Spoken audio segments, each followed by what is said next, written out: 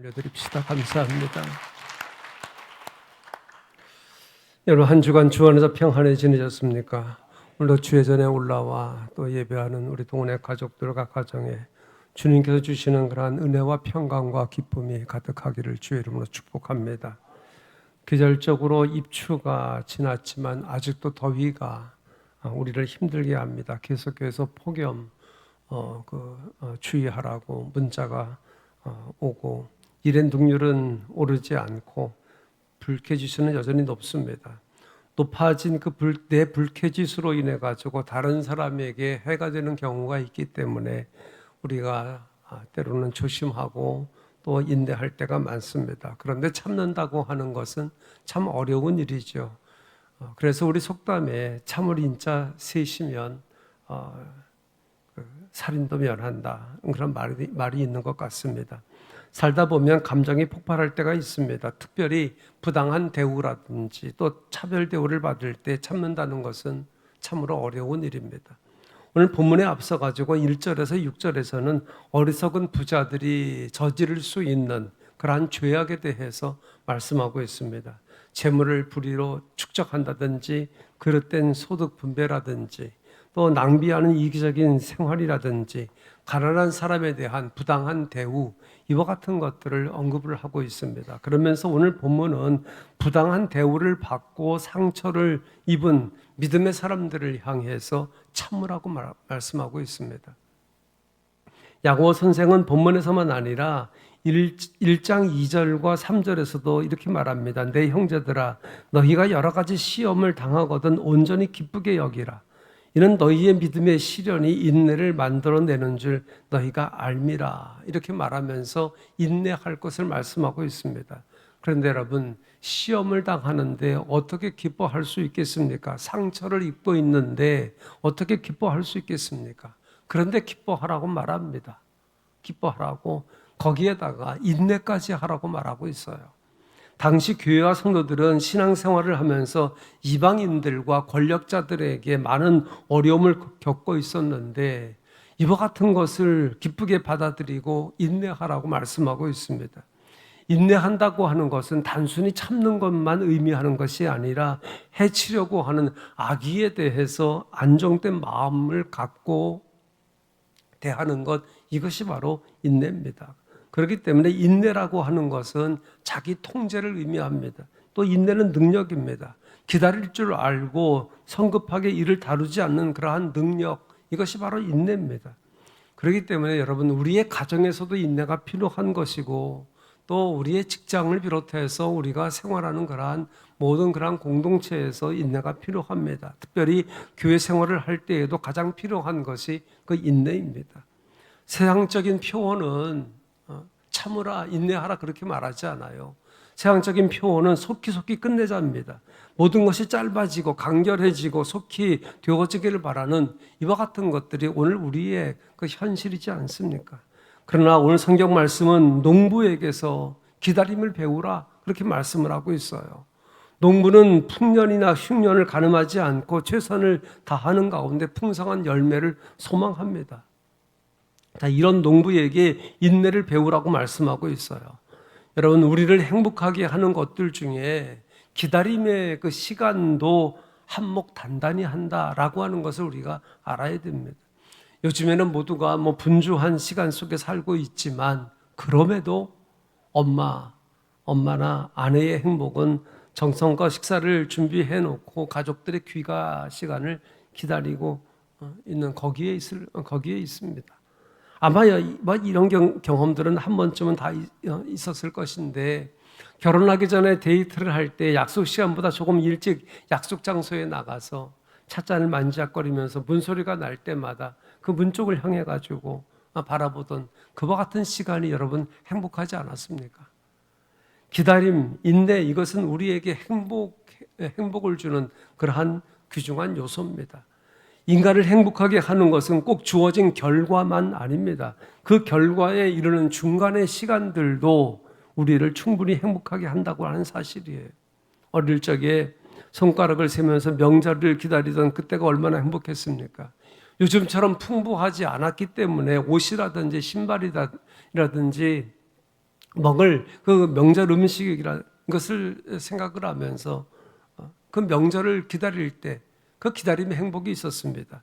자, 이런 것을 보게 되면 결과만이 행복을 갖다 주는 것이 아니고 기다리는 그 중간의 시간들을 통해서 행복을 얻을 수 있다고 하는 사실이에요. 자, 그런데 현대인들은 너무나 바쁜 시간 속에 살다 보니까 기다림에서 얻는 그 행복의 의미를 잃어버리고 살고 있는 것은 아닌가 하는 그러한 생각이 듭니다. 그저 빠른 것, 가장 짧은 시간에 들 수 있는 이와 같은 것들을 찾으면서 단 몇 분도 참고 기다리지 못하는 인간미 상실의 그러한 시대를 우리가 살고 있는 것은 아니냐라고 하는 이야기입니다. 사도 바울은 디모데 후서 3장에서 말세의 인간의 그 특성을 여러 가지 지적하는 중에 특별히 인간성에 대해서 두 가지를 설명하고 있는데, 하나는 사납고 포악해진다, 그렇게 말합니다. 사납고 포악해진다. 그리고 또 하나는 조급하고 급한 마음들이 된다, 이렇게 말씀하고 있습니다. 바울의 말대로 정말 세상이 조급해졌습니다. 단지 바빠서만 아니라 여유의 시대를 잃어버리고 말았다라고 하는 이야기입니다. 요즘에 보복운전에 대한 좋지 않은 그러한 사건과 같은 것도 인내하지 못하고 배려가 없는 시대임을 여실히 보여주는 그러한 예라고 할 수 있습니다. 심지어는 교회 안에서도 예배 시간이 길어지면 여러분 시계 보잖아요. 여러분 신앙생활에 반드시 인내가 필요합니다. 본문 7절에 보게 되면 농부가 땅에서 나는 귀한 열매를 바라고 길이 참아 이른 비와 늦은 비를 기다리나니 너희도 길이 참고 마음을 굳건히 하고 주의 강림을 기다리라, 이렇게 말씀하고 있습니다. 이 팔레스타인 그 지방에는 1년에 두 차례 비가 오는 그한 기간이 있는데 이른 비와 늦은 비입니다. 그런데 이른 비는 10월에서 11월, 10월이나 11월에서 그 다음 2월까지 이렇게 오는 비이고, 또 늦은 비는 적은 비로 3월에서 4월 사이에 오는 비입니다. 자, 이른 비는 파종 직후에 오는 비이기 때문에 싹이 나기 위해서는 반드시 필요한 비입니다. 그리고 늦은 비 역시 곡식이 익어갈 때 필요한 비입니다. 그래서 성경 곳곳에 보게 되면 이른 비와 늦은 비를 언급하고 있어요. 중요한 비라고 하는 이야기잖아요. 이른 비, 늦은 비를 말씀하면서 농부가 비를 기다리는 그러한 오래 참는 이와 같은 것을 말씀하고 있습니다. 그래서 우리의 신앙생활도 농부의 기다림처럼 참음이 있어야 승리할 수 있다는 말씀을 하고 있는 것입니다. 자, 그러면 언제까지 인내해야 되느냐? 여러분, 오늘 본문은 우리들에게 이렇게 말씀해요. 주의 강림하시기까지 기다리라. 주의 강림하시기까지. 이게 무슨 말이냐? 주의 강림하시기까지. 여러분, 신앙 고백은 한 번으로 구원이 완성되는 것이 아니라고 하는 이야기예요. 항상 계속되어져야 되는 것이고 현재의 구원입니다. 그 고백이 계속될 때 미래의 구원, 즉 예수 그리스도께서 재림주로 오실 때까지 그때까지 구원이 보장되는 거예요. 그렇기 때문에 주의 강림하기까지 고난이 있어도 참으라, 이렇게 말씀하고 있는 것입니다.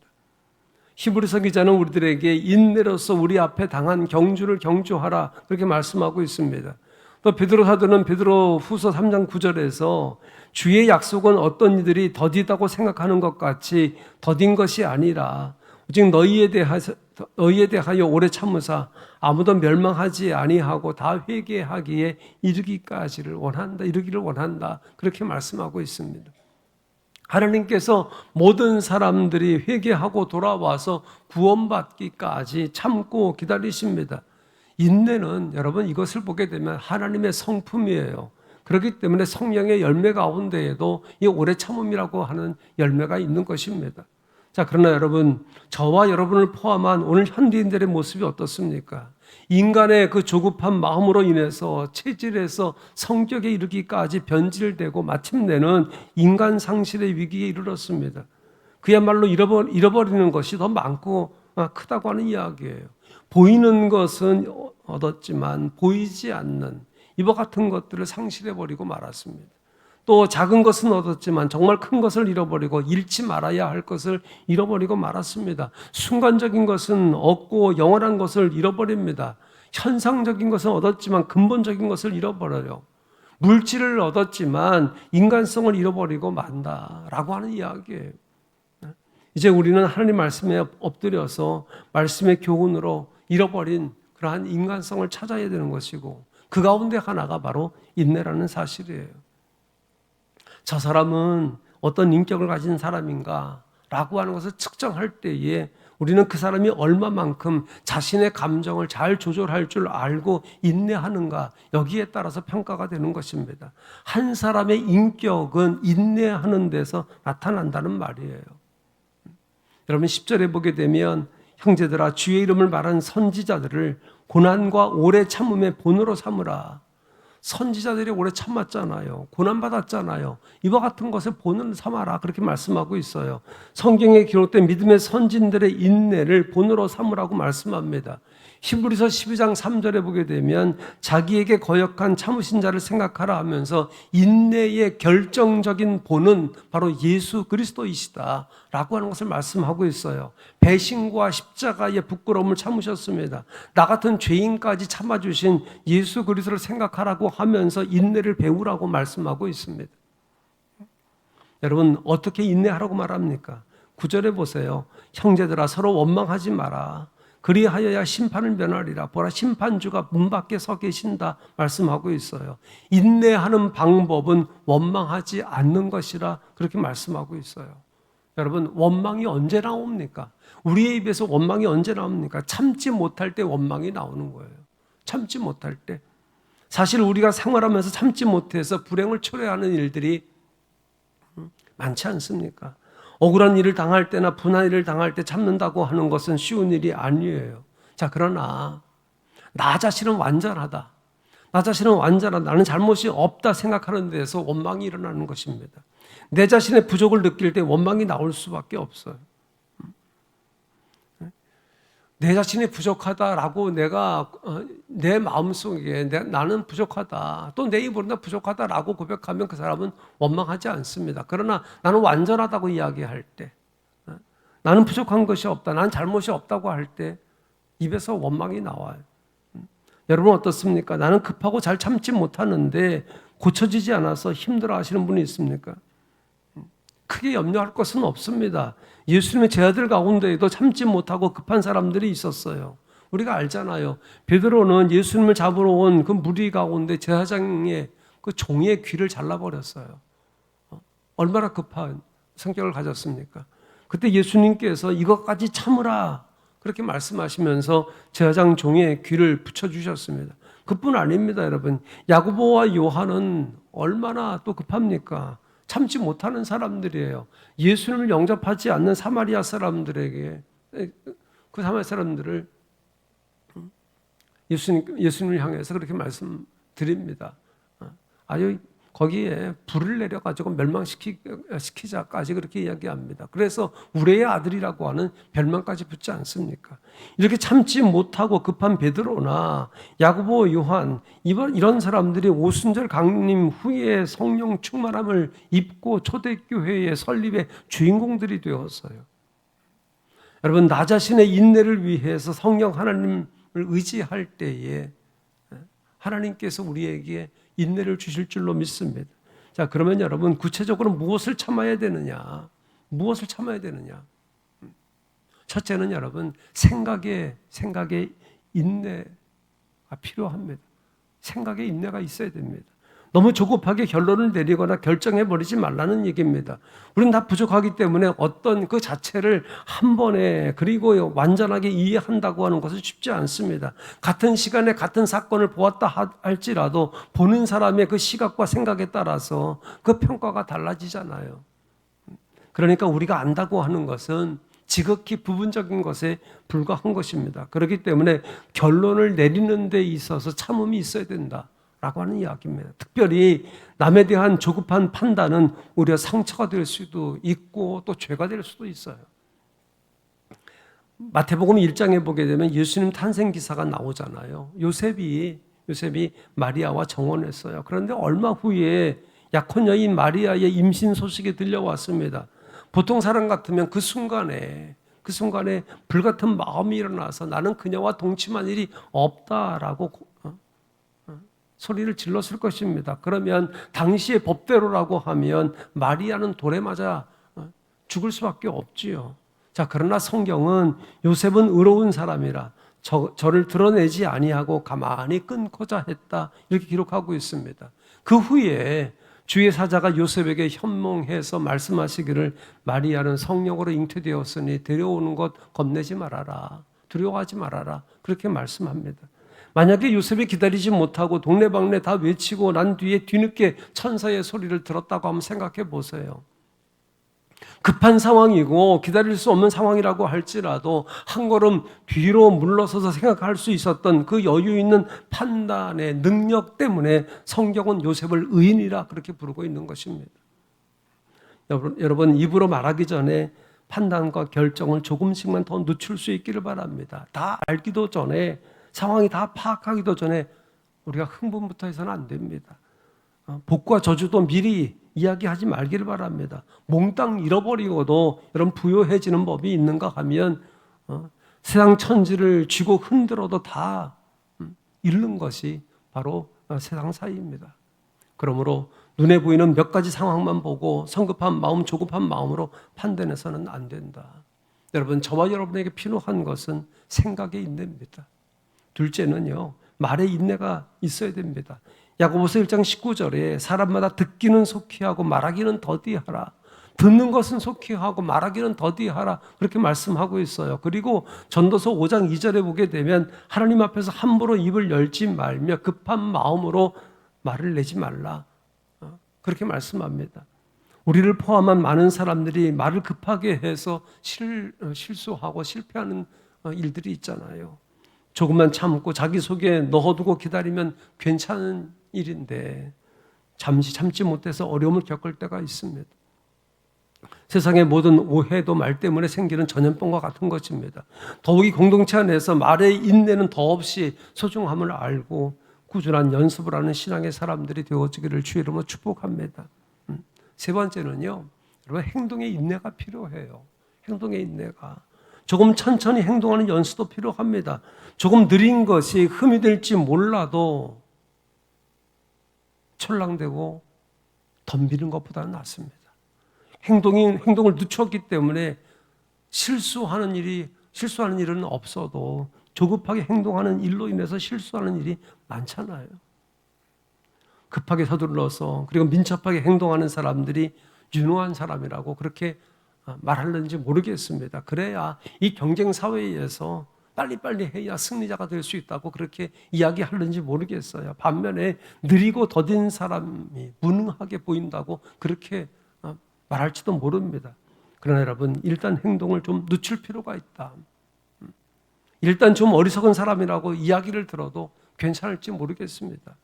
물이 넘는 것도 아니고 불이 난 것도 아니라고 하면 여러분, 급하게 서두르지 말고 조금만 참자고 하는 이야기입니다.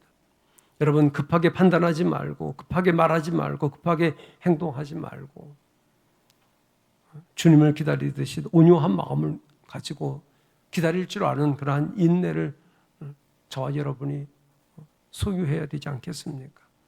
여러분, 참는 것 그 이상의 더 큰 힘은 없습니다. 더욱이 믿음으로 참는 일에는 하나님께서 보상해 주실 줄로 믿습니다. 그리스도를 생각을 하고 참는 사람은 그리스도께서 보상해 주실 줄로 믿습니다. 여러분, 본문 11절에 보세요. 주께서 주신 결말을 보았거니와, 주께서 주신 결말을 보았거니와, 이 말씀은요, 주께서 마지막 그 결말을 해피엔드로 아름답게 만들어 주신다는 그 말씀이에요. 야고보 선생은 앞서 선지자들의 인내를 본받으라 그렇게 말씀했고, 여기 11절에서는 고난 중에 인내한 그 모범으로 욥을 들면서 그의 결말을 보라고 그렇게 말씀하고 있어요. 욥기 42장에 보게 되면 욥의 결말이 어떻습니까? 처음보다 두 배의 그 복을, 두 배의 은혜를 받는 것을 우리가 봅니다. 자, 그런데 이 본문의 저자 야고보는 인내와 축복에 대해서 언급을 하면서 단지 인내했던 그 욥뿐만 아니라 결국 그런 인내와 또 축복으로 인도하신 하나님께 초점을 맞추고 있어요. 그렇기 때문에 11절 하반절에 하나님은 가장 자비하시고 긍휼히 여기시는 이시라 이렇게 말씀을 하고 있습니다. 하나님의 그 자비하심과 사랑은 욥의 경우에서 보듯이 고난 중에 참고 인내하는 자를 결국에는 넘치는 그러한 은혜를 주시고 축복을 주신다고 하는 말씀이에요. 여러분, 잘 살고 못 사는 것, 건강하고 병드는 것 등 우리의 삶의 상황이 우리를 당황하게 만들기도 하지만 하나님께서 보시는 근본적인 것은 그러한 상황에서 얼마만큼 인내하느냐, 어떻게 인내하느냐라고 하는 거예요. 울고 있는지 아니면 한을 품고 있는지 아니면 온유한 마음으로 주님께 주실 그러한 결말을 기대하며 감사함으로 기다리고 있는지 그 태도를 보신다고 하는 사실이죠. 그리고 인내하는 그 삶은 반드시 그의 결말을 보았거니와 해피엔드로 우리에게 만들어주신다는 약속이에요. 그렇기 때문에 이 땅에서 결국에 승리할 수 있는 사람이 어떤 사람이냐? 인내하는 사람이다. 사랑하는 여러분, 우리의 신앙의 삶에 많은 덕목이 필요합니다만은 성령의 열매 가운데 하나인 이 오래 참음, 그 인내, 이것은 우리에게 꼭 필요한 신앙의 덕목인 줄로 믿습니다. 기다림이 없는 그러한 시대 속에 우리가 살아가잖아요. 기다림이 없는 이 세대에서 살고 있는 우리 모두는 내 힘으로 인내를 소유할 수 없으나 성령 하나님을 의지할 때 인내할 줄로 믿고 겸손히 주님 앞에 엎드릴 수 있기를 바랍니다. 인내의 연습이 계속되어지는 가운데 생각과 말과 행동의 인내를 통해서 저와 여러분이 성령의 사람인 것을 또 증명되어지는 그러한 은혜가 있게 되기를 주의 이름으로 축복합니다. 기도하십시다. 하나님.